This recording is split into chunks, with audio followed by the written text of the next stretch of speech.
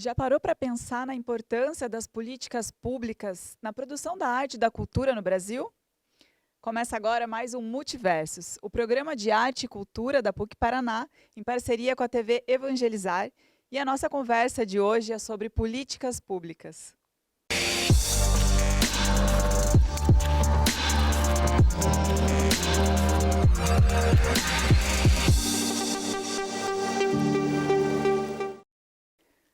E para conversar comigo sobre políticas públicas, eu tenho o prazer de receber Mauro Zanata, é ator, diretor, preparador de elenco, com muitos anos já de experiência na área do teatro, na área do cinema, além de ser fundador do Espaço Excêntrico Mauro Zanata. Seja muito bem-vindo.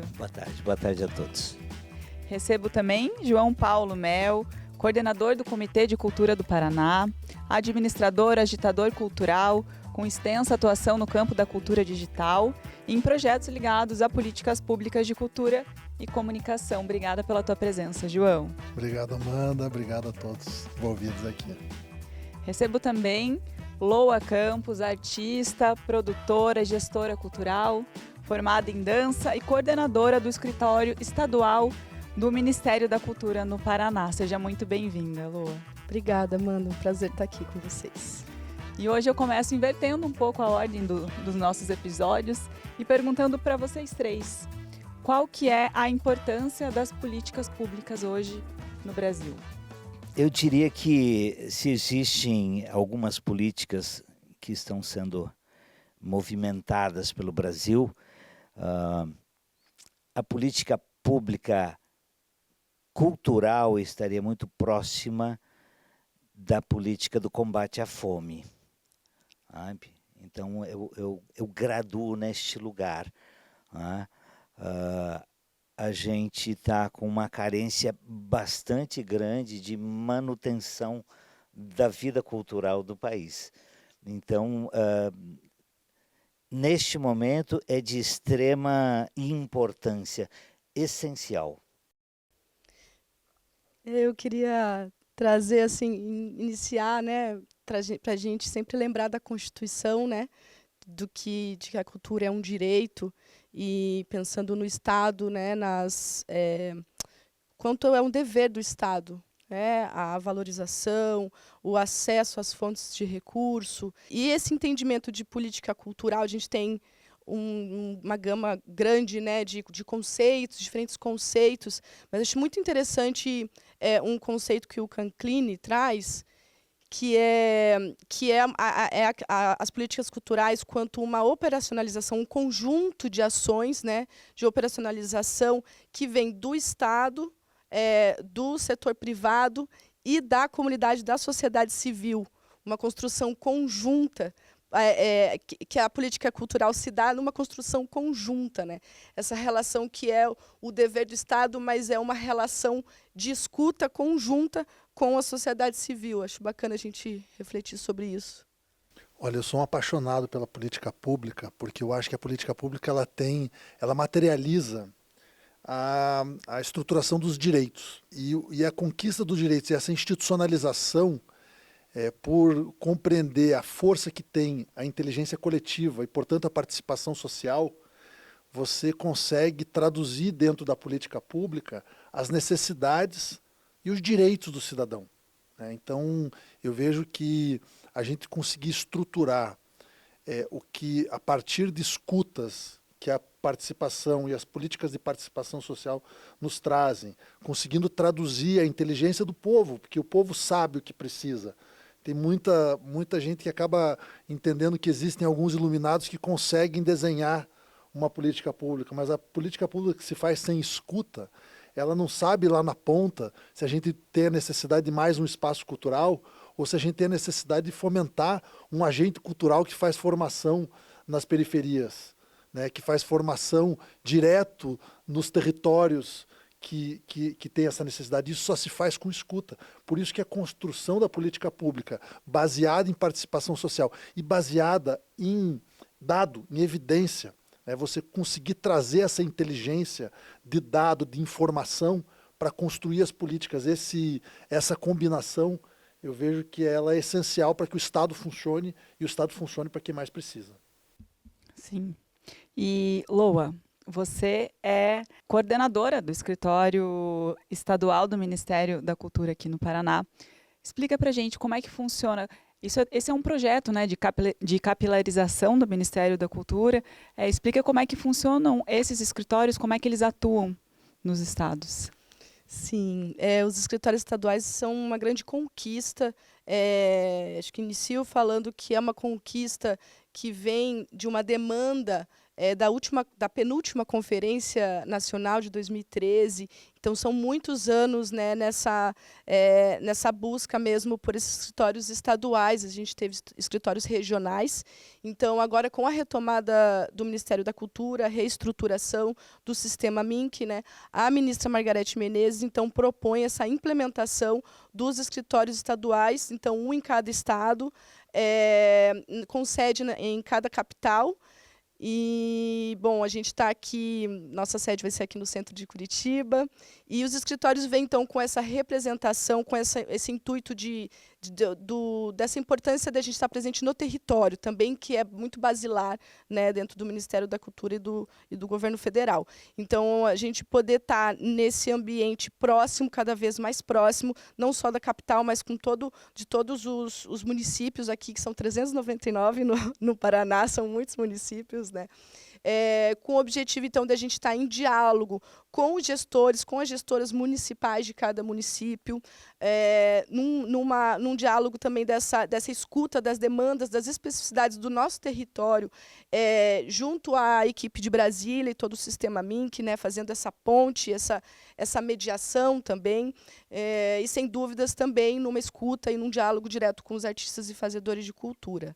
Tudo numa grande base de aproximação e diálogo.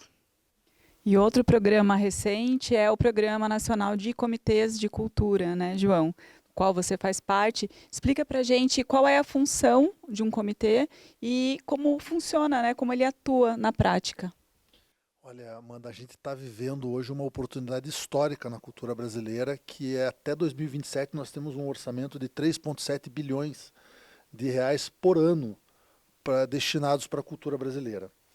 Só que esse é um recurso que ele é distribuído por estados e municípios. Isto é, muitos municípios que nunca tiveram um orçamento para a cultura, ou muito pouco, agora eles vão receber esse recurso. E, portanto, muitos artistas, muitos atores culturais que nunca tiveram acesso às políticas públicas, eles têm essa possibilidade. Ele surge na necessidade de fazer com que esse orçamento chegue na ponta. Porque uma política pública ela só é prioritária se ela tem orçamento. E ela só é efetiva se ela consegue fazer esse recurso chegar na ponta, para quem mais precisa, para quem nunca teve acesso muitas vezes. Então os comitês de cultura eles surgem exatamente nessa necessidade de dar um suporte, de entender, de mapear e compreender aonde estão esses agentes culturais que nunca tiveram acesso, além, obviamente, de dialogar com as nossas grandes estrelas, mas é fazer essa ponta chegar das nossas grandes estrelas ao artista, muitas vezes de beira de estrada, que nunca acessou a política pública, e dar assessoramento técnico para que esse recurso chegue para quem nunca chegou. Mauro, te pergunto a partir da tua experiência enquanto artista, enquanto produtor cultural, né? Como é que você percebe que as políticas culturais chegam em quem está na ponta, né? E impactam a produção artística cultural no Brasil? A gente está falando, João Paulo acabou de falar de 3 bilhões, né? E a gente fica, como cidadão, a gente fica pensando, nossa, quantos são 3 bilhões, né? É uma fortuna, uma grana, uma coisa maravilhosa, fantástica, mas a gente tem aí bilionários que 3 bilhões são um trocado, né? Então, nós estamos dando um salto, percebe-se que a gente está dando um salto em relação ao que tinha antes, mas se a gente falar em combate à fome e fomentar a cultura como uma importância muito próxima, a gente está a 100 vezes, 200 vezes atrás ainda em termos de valores, né? Para você ter uma ideia, a Lua falou em 399 municípios, a gente teve agora um edital, de multiáreas, onde nós tivemos 10 projetos de teatro aprovados no estado inteiro. Foram 4 projetos de teatro em Curitiba e 6 projetos pelo estado inteiro. A distribuição está começando a acontecer, mas os valores são muito pequenos ainda, muito pequenos. Subiu bastante, mas para pensar em chegar na ponta, que seria na população que receberia o espetáculo, a gente ainda está bem longe, bem distante, né? É isso, eu acho que é isso. Com exceção dos movimentos das pessoas, dos artistas locais que sim se movem e produzem a arte, não está chegando nada. Nada, muito pouco ainda, são migalhas, eu diria hoje, né? Desculpe, João, tá sendo tão... Deixa eu aproveitar, porque o Mauro tem toda a razão. Eu acho que a gente tem que trazer à tona, de fato, a gente chega, eu acho que são 3,5 bilhões, é muito dinheiro do que a gente já teve. Agora, considerando que a cultura é o que forma a nossa identidade de território, de nação, a importância que isso tem para um povo, ela não tem como mensurar. Agora, dinheiro tem como mensurar. E aí o impacto que a cultura tem na economia, ele é imenso. A gente teve um estudo recente agora da Lei Paulo Gustavo, que ela foi executada no ano passado, e até tem um pedacinho que está sendo executado esse ano também. E esse estudo ele demonstrou que cada real investido voltaram 6. Quer dizer, o retorno é muito grande. Você vai pegar num país como a França, a cultura ela representa a segunda parte do orçamento, né, do PIB, porque o dinheiro retorna. A economia criativa é a economia que mais emprega mulheres na América Latina. Na Europa, é que mais emprega jovens. Empregos bons, de qualidade. Quer dizer, precisa investir, precisa colocar na prioridade, não só porque ela tem essa importância de estruturação da nossa identidade, mas porque ela é um motor econômico. Também trazer isso, né? Essa importância da longevidade das políticas públicas. Então, para a gente pensar num crescimento, num avanço, precisa ser contínuo, né? À medida que ela é estancada, que ela é paralisada, que ela é destruída, a gente perde. E aí, quando a gente vem para uma retomada, a gente vem com 10 passos para trás, 20, 100 passos para trás. Então, para a gente pensar nesse avanço no sentido do recurso, no sentido dos pactos federativos, de estruturação do município, do Estado, em relação à secretaria, tudo isso é tempo. Então, por isso que a gente defende, não é só defende, o entendimento de uma política pública de Estado é essa, né? De passar anos e anos e ela seguir. Então, acho que é uma defesa, assim, que é uma defesa conjunta mesmo, né? De manter e de estruturar para não se perder. Bom, o papo vai longe, a gente ainda tem muita coisa para conversar, mas o Multiversos vai para um rápido intervalo e volta já.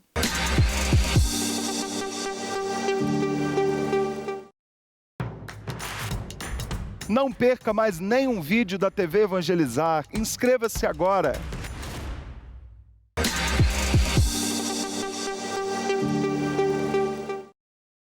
O Multiversos está de volta e hoje a nossa conversa é sobre políticas públicas da cultura. João, Loa, pergunto para vocês, né, depois de tudo que a gente já falou, quais são, né, na percepção de vocês, os principais desafios das políticas públicas de cultura, não só em nível nacional, mas também nos estados e nos municípios hoje? Acho que o primeiro é sobre acessar, a chegar a política, o recurso a todas e todos,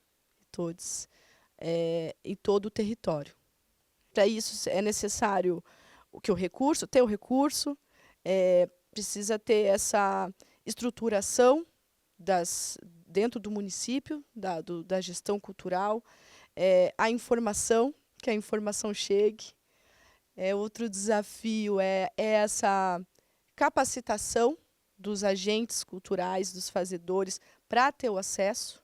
Acho que, enfim, para começar, acho que eu elencaria esses 4, assim, que é o que a gente já está trabalhando, mas é a partir desse desafio, agindo cada vez mais para superá-los. Eu concordo com a Lô. Eu acho que quando a gente pensa na saúde, a gente lembra logo do SUS. Quando a gente pensa da assistência social, a gente lembra do SUAS.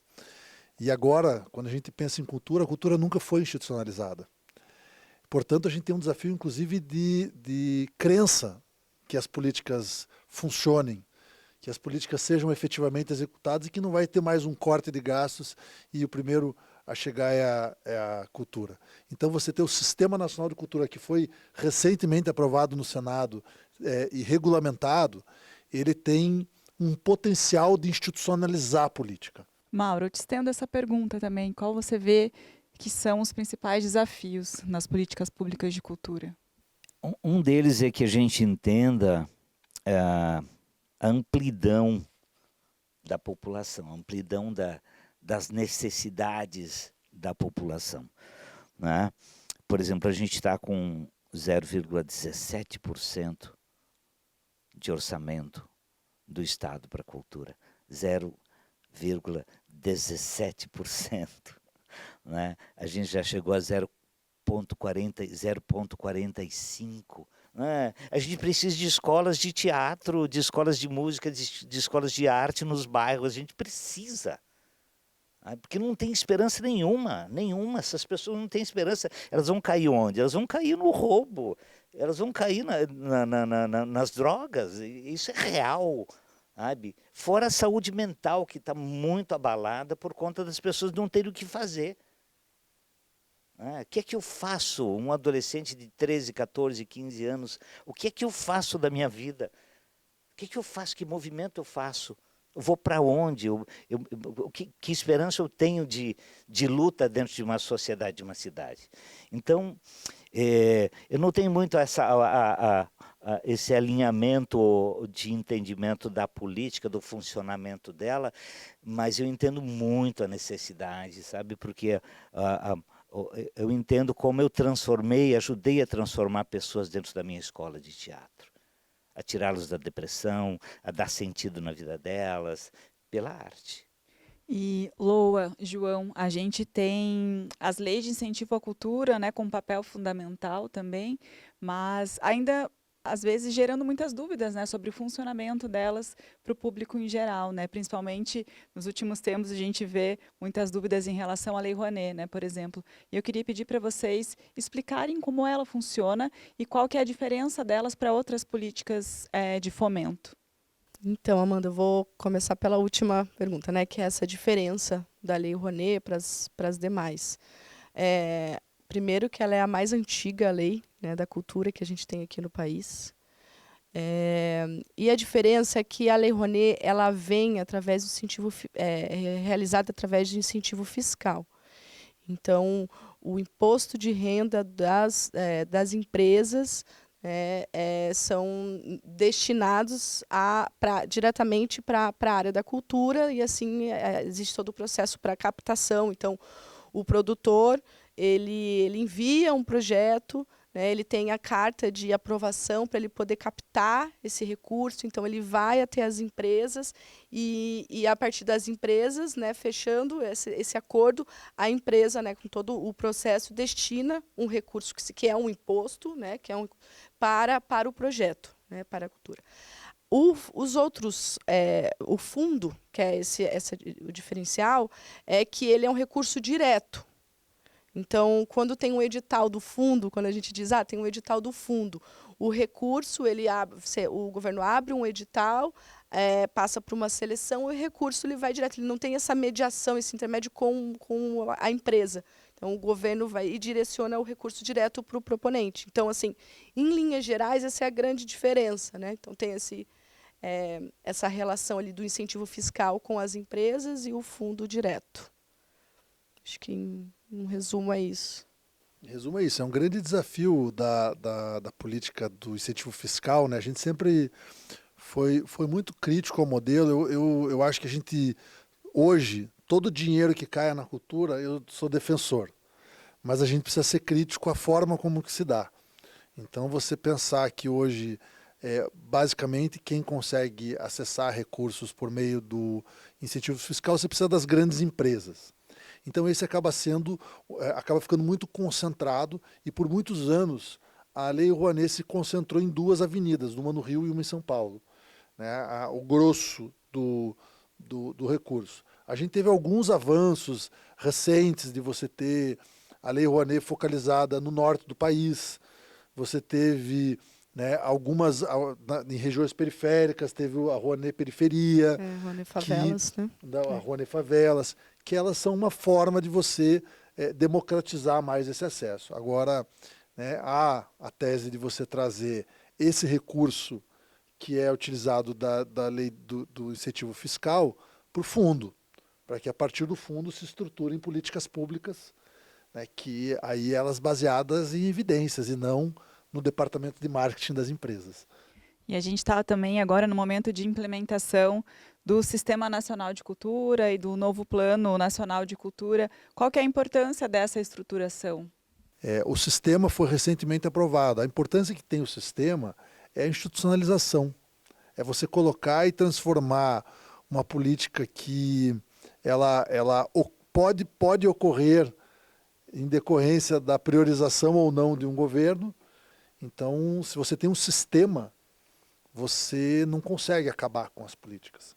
Então, a gente precisa conseguir estruturar isso. Precisa conseguir estruturar para que as políticas elas tenham permanência, para que elas tenham continuidade. Então, o que eu vejo na importância disso é você colocar e fincar a bandeira da cultura no orçamento, na prioridade orçamentária do país e como um motor da nossa economia e das nossas identidades, né? Para fechar nossa conversa, quero trazer de volta uma coisa que a gente já veio comentando, vocês já vieram trazendo ao longo do nosso papo, mas que eu acho que é muito importante que a gente toque de novo, que é, afinal, por que falar, né? Por que a gente está aqui discutindo políticas públicas para a cultura? Qual que é, afinal, a importância da arte e da cultura para um povo? Eu estou há 20 dias numa praça que se chama Praça Santos Dumont. Todos os dias, às 7:50, eu estou naquela praça, sentado, fazendo uma live. E falando, e vendo, e curtindo as pessoas passando, encontrando pessoas de rua, encontrando amigos que vêm. Eu estou chamando as pessoas para vir bater papo sobre arte e cultura. Essa sua pergunta a gente está discutindo há 20 dias, todas as manhãs. 7:50 é o horário que está no relógio da Secretaria da Cultura. Está parado a 7:50 há não sei quanto tempo. Sabe? Quer dizer, é quase que um ato simbólico de que a cultura realmente parou no tempo e assim precisa de muita força para fazer esse relógio voltar a andar de novo. Mas, para mim, volto a dizer, a cultura ela é a fomentadora da vida. Sabe? A cultura é aquela que tira você de dentro de você e coloca você em ação. Coloca você em ação, coloca você em direção a trabalhar, a produzir ação, a encontrar um lugar de sobrevivência. Essa é a cultura. Sabe? É que a cultura gera vida, gera diálogo, gera encontros. Sabe? E esses encontros, esses diálogos geram trabalho, enfim, geram relações, geram alegria. Né? Gera tudo isso que a gente quer viver numa vida, numa sociedade saudável. Né? Para todos, de preferência. Acho que dá para pensar. O Mauro sempre me inspira muito. Mas dá para pensar assim, enquanto a cultura, ela é eu gosto muito de pensar que ela é uma construção de conhecimento, uma construção de autoconhecimento e uma construção de comunidade, né, de coletivo. E sobretudo é isso, acho que é uma construção de identidade. A construção de identidades, né? Se eu recebo alguém aqui em Curitiba, toda vez que eu recebo alguém, eu faço um percurso. A gente vai no bar, eu vou pedir uma carne de onça, eu vou pedir um homops. Porque a identidade é a cultura alimentar da nossa terra. Eu vou levar almoçar para comer um barreado, né? Porque vem dos tropeiros, vem de, né, toda a crítica que se possa fazer. O barreado é da nossa terra. né? Quando a gente vem e vai, eu faço questão da gente ir a alguma peça no Teatro Guaíra, seja no Guairão, seja no Guairinha, porque ali está a nossa arte expressa, seja na dança, seja no teatro, né? Eu vou no Paiol, em algum show, levar em algum show no Paiol de um artista daqui, um artista da nossa terra, né? Eu me identifico com a minha geração de cantores, de bandas do nosso território. Nós temos uma geração maravilhosa. Para isso que serve para arrepiar. Eu devo pensar agora, eu fico arrepiado porque eu me emociono de me identificar, de conseguir me sentir. Eu não toco um instrumento musical, mas eu me sinto parte dessa geração, né? Eu brinco que eu já tive uma banda, fui holding de uma banda. E é um orgulho que eu tenho porque eram os meus. Então a cultura, como o Mauro falou, ela nos faz sentir vivo, ela nos faz arrepiar. E arrepiar é tão gostoso, né? Quando a gente se apaixona, né? A gente arrepia tantas vezes. Eu ainda me apaixono pela minha companheira de 20 anos e você se arrepia de ver, né? Então a arte tem muito de amor também, né? Do amor à humanidade, do amor ao mundo, do que a criatividade é capaz de fazer. Mauro, João, Loa, muito obrigada pela presença de vocês e agradeço não só pela conversa, que eu acho que foi super potente, super importante, mas também por estarem aqui e ajudar a encerrar essa temporada do Multiversos, acho que de uma forma tão bacana. Essa foi uma temporada que a gente recebeu tanta gente legal, também pôde bater muitos papos tão importantes quanto esse. Então agradeço muito vocês e agradeço você que acompanhou a gente ao longo desses 12 episódios. Muito obrigada pela sua companhia e até a próxima.